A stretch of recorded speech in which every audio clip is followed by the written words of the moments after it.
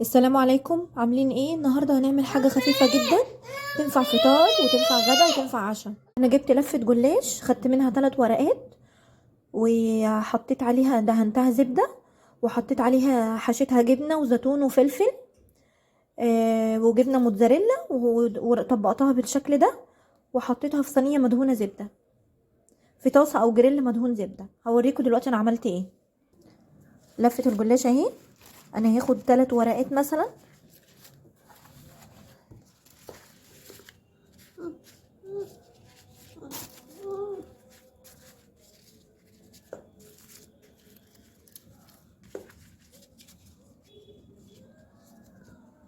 هدهنهم بالزبده.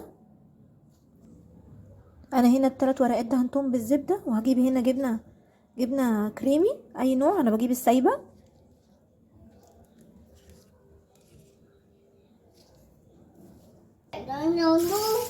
دهنتها بالشكل ده.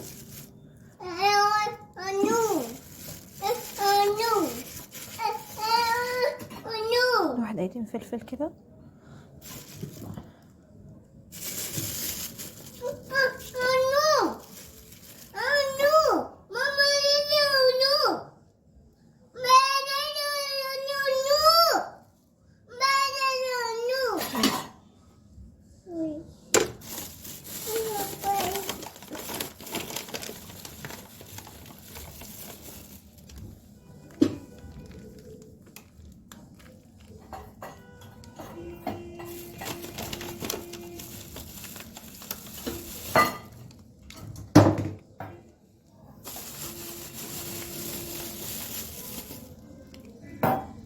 اهو ده شكلها، وهروح مطبقه كده.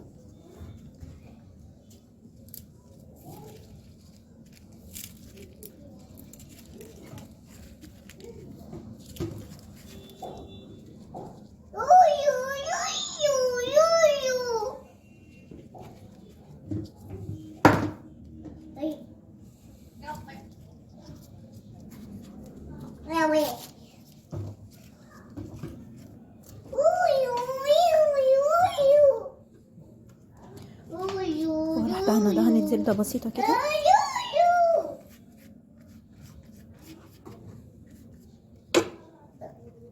وراح جايبه دي كده،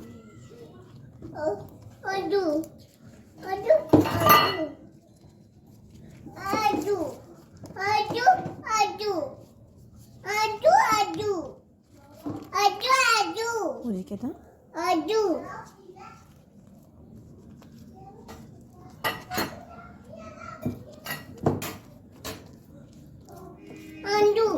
وده بقى شكلها. ممكن تحشيها جبن، ممكن تحشيها اي حاجه انت عايزاها، ممكن تحشيها اي حاجه حلوه، مثلا شوكولاته وموز، وبرده تتعمل على الطاسه كده، تنفع في كل حاجه. وده شكل اول واحده عملتها وقلبتها. بصوا ما شاء الله شكلها حلو، زي ما خدتش وقت، ما خدتش اصلا 10 دقايق. بصوا ما شاء الله شكلها بقى جميل ازاي، ما خدتش حاجه على النار. انا حبيت اعملها في الجريل كده عشان تديني التطليعه دي، يبقى شكلها حلو. هطلعها وهحط غيرها. شايفين الجمال ما شاء الله، سهله وسريعه جدا.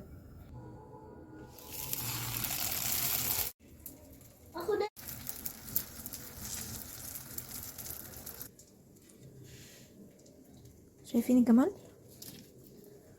بصوا من جوه عامله ازاي.